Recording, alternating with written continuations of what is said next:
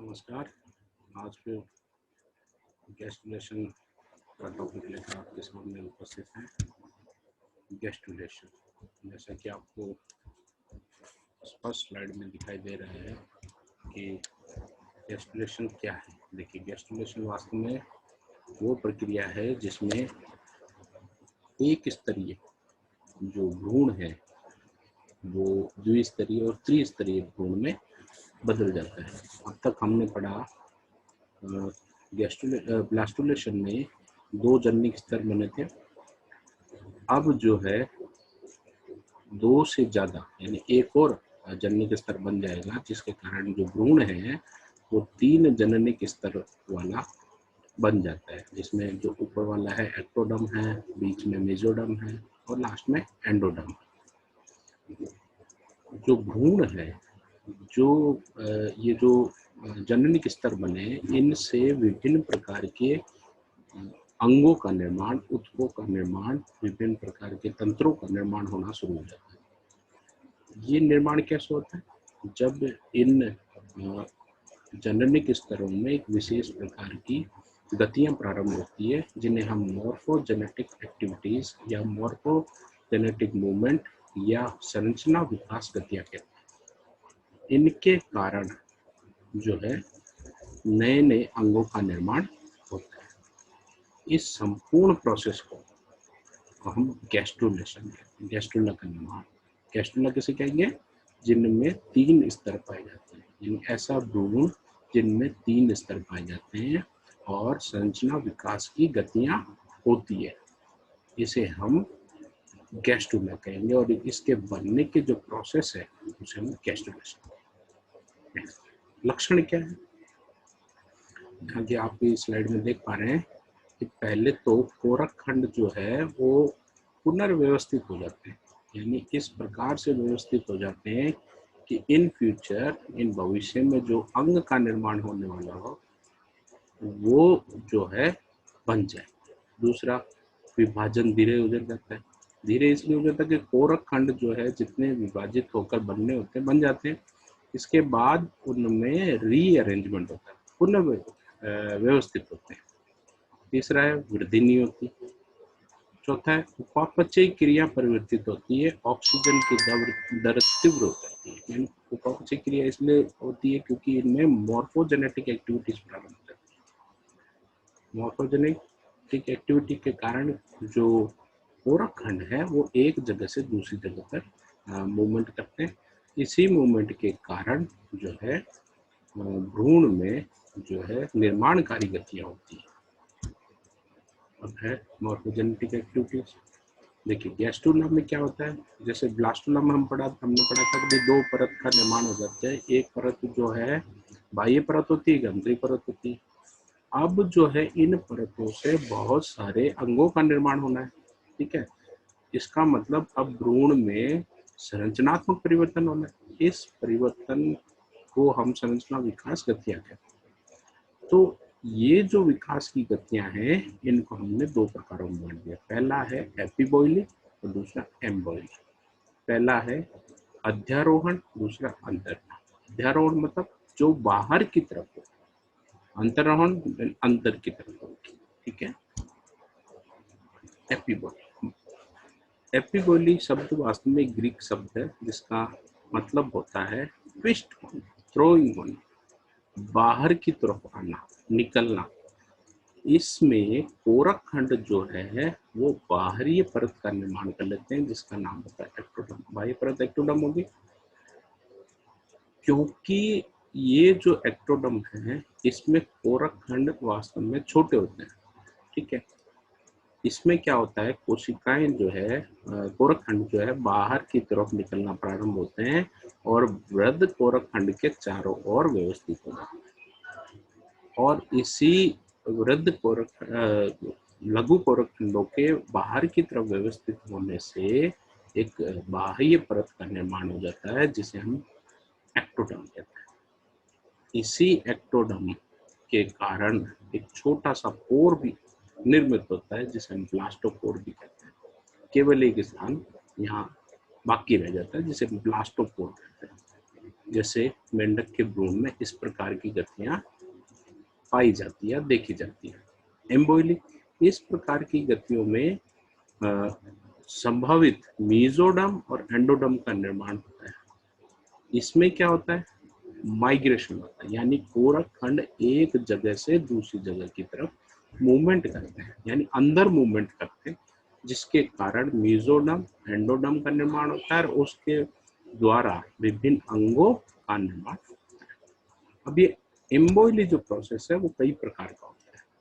पहला है इसमें इनवेजिनेशन, अंतर्वलन, सबसे सरल प्रकार की प्रक्रिया। इसमें क्या होता है, ऐसे अंडे, ऐसे एग जिनमें पीतक की मात्रा बहुत कम होती है, इसमें क्या होता है कि जो कोरक है वो लगातार अंदर की ओर धंसना प्रारंभ हो जाता है, जिसके कारण बाह्य परत का निर्माण हो जाता है। ये बाह्य परत जो है वास्तव में एक प्रकार के एक्टोडर्म के रूप में व्यवस्थित हो जाती है, पर जो अंदर की तरफ है एक कैविटी बन जाती, गुहा बन जाती है, जिसे हम आर्केंट्रोन कहते हैं। जैसे ब्लास्टोला में ब्लास्टोसील थी, इसी प्रकार गैस्ट्रोला में आर्केंट्रोन होते हैं। और इसी आर्केंट्रोन के शीर्ष पर एक छोटा सा पोर, यानी जिसे हम लिप भी कहते हैं, कोरकम, उसका निर्माण हो जाता है, जिसे हम ब्लास्टोपोर कहते हैं। इस प्रकार की जो गतियां होती है जिसे हम इनवेजिलेशन या अंतर्वलन, अंदर की तरफ लुढ़कना। दूसरा है इन्वोल्यूशन, ये भी एक प्रकार की लुढ़कने जैसी गतियां हैं। ये ज्यादातर किस में पाई जाती, कशेरुकी प्राणी में पाई जाती है। इसमें ब्लास्टोपोर से जो कोरक खंड है वो अंदर की तरफ लुढ़कना प्रारंभ हो जाते हैं, यानी कि एक तरह से ट्विस्टिंग हो जाती है, अंदर की तरफ जाना शुरू हो जाते हैं, जिसके कारण दो प्रकार की लेयर का निर्माण हो जाता है। ऊपर वाली एपीब्लास्ट, नीचे वाली हाइपोब्लास्ट, जैसे कि आप इस चित्र में देख रहे हैं, अंदर की तरफ लुढ़कते हैं। ठीक है, उदाहरण है एम्फिऑक्सिस या उभयचर।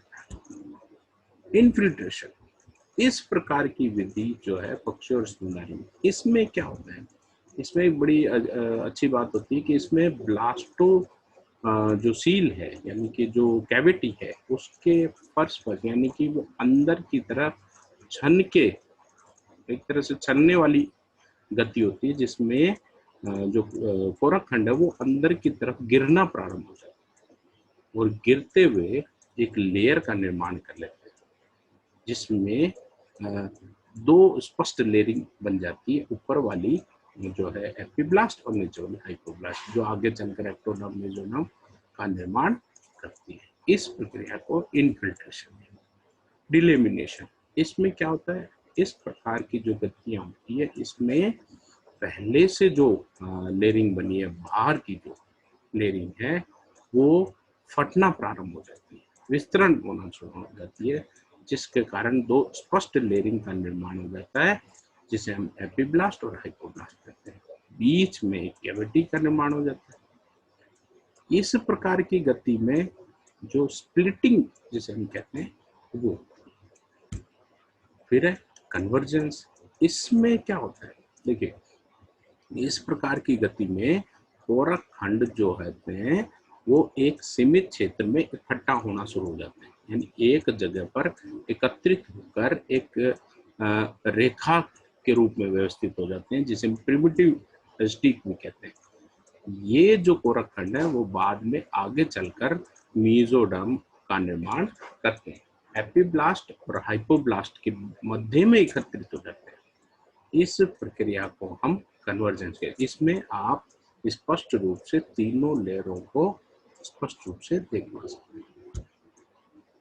पॉली इन्वेजिनेशन, इसमें एक साथ कई जगह पर जो है कोरक खंड या गुहा जो है अंतर्वलित हो जाती है, कोरक खंड अंदर की तरफ लुढ़कना चालू हो जाती है, जिसके कारण जो कैविटी है वो अंतर्वलित हो जाती है।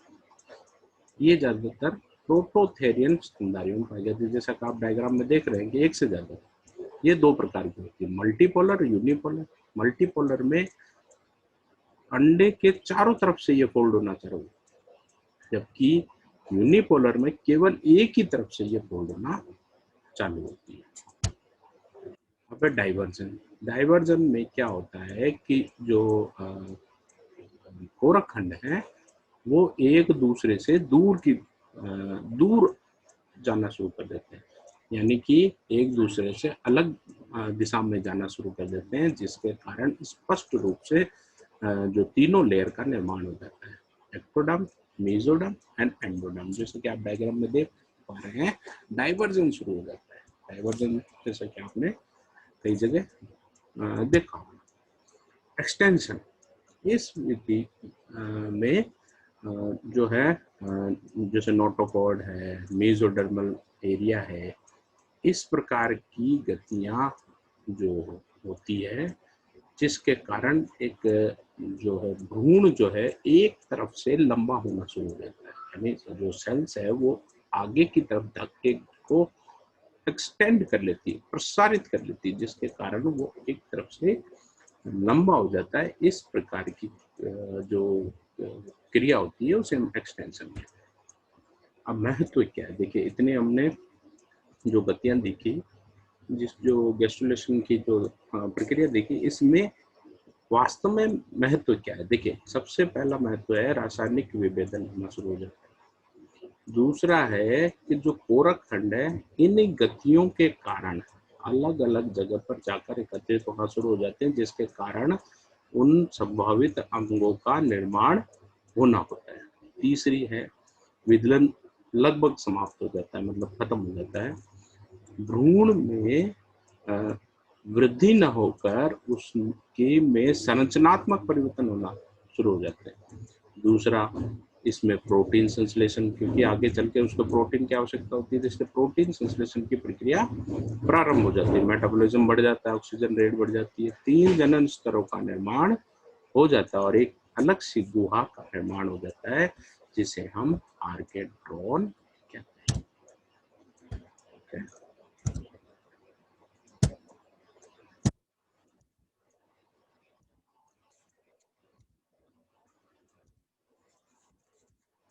Thank you very much.